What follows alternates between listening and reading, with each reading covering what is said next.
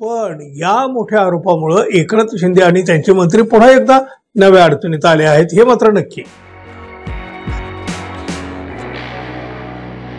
मित्र हो, मागील काही काळापासून शिंदे गटाचे काही मंत्री आपल्या मंत्रिपदाच्या कामापेक्षा वादग्रस्त म्हणून अधिक प्रसिद्धीला आलेले आहेत। आता याला प्रसिद्धी म्हणायचं कुप्रसिद्धी म्हणायचं हे तुमच्यावर। अहो त्यातले त्यात बघा ते संजय शिरसाट हे या सगळ्या वादग्रस्त प्रकरणामध्ये आघाडीवर राहिलेले आहेत।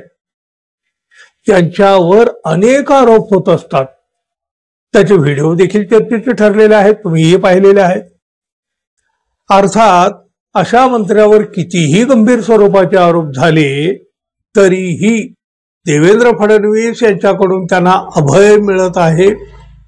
अहो एकनाथ शिंदे यांनी तर आपल्या मंत्र्यांना जाहीरपणे सांगितलेलं आहे, भिवू नका, मी तुमच्या पाठीशी आहे।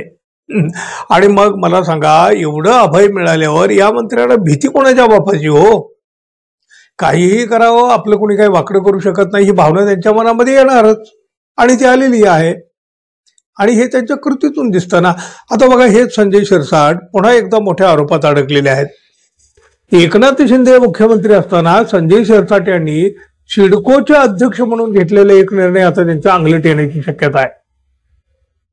वर्तमानातील गद्दारांची, इतिहासातल्या गद्दारांची हात मिळवणी असं म्हणत आमदार रोहित पवार यांनी घोटाळ्याचा गंभीर आरोप केलेला आहे। आणि खूप तसा मोठा आरोप आहे हा। बघा रोहित पवार काय म्हणाले आहेत, मराठा साम्राज्याविरोधात ब्रिटिशांना मदत केल्याप्रकरणी नवी मुंबई परिसरातील सुमारे 4000 एकरहून अधिक जमीन ब्रिटिशांनी या बिवलकर कुटुंबाच्या नावाच्या कुटुंबाच्या दिली।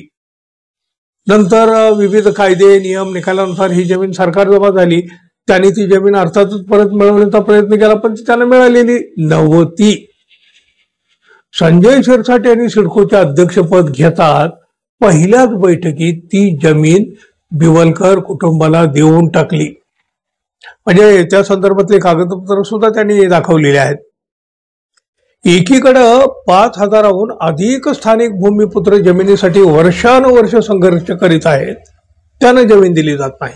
पण मराठा साम्राज्याच्या विरोधामध्ये काम करणाऱ्या बिवलकर कुटुंबाला बेकायदेशीरपणे पहिल्याच बैठकीत जमीन दिली जाते। ही एक प्रकारे भूमिपुत्रांच्या बाबतीत गद्दारीच आहे। त्यामुळं बेकायदा पद्धतीनं बिवलकर कुटुंबाला दिलेल्या या जमिनीसह राज्यातील अशा प्रकारच्या सर्वच जमिनी सरकारने परत घ्याव्यात आणि या मंत्री संजय शिरसाट यांचा राजीनामा घ्यावा। अर्थात ही मागणी रोहित पवारांनी केली आहे। राजीनाम्याचं काय हो, कोणी राजीनामा देत नसतं आणि कोणी त्यांचा राजीनामा घेतही नसतं। महायुतीचं आपसातलं ऍडजस्टमेंट सरकार आहे। पण या मोठ्या आरोपामुळे एकनाथ शिंदे आणि त्यांचे मंत्री पुन्हा एकदा नव्या अडचणीत आले आहेत हे मात्र नक्की। आणखी एका वादाचं हे प्रकरण म्हणजे खरं तर त्याची आता या वादग्रस्त प्रकरणामध्ये भर पडली।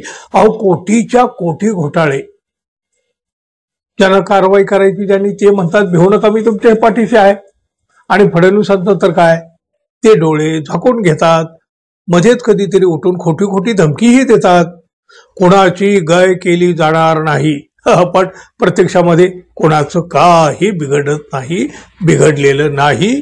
महायुती जिंदाबाद। आपण फक्त पाहत राहायचं। धन्यवाद मित्रांनो, पुन्हा भेटू, तोपर्यंत नमस्कार।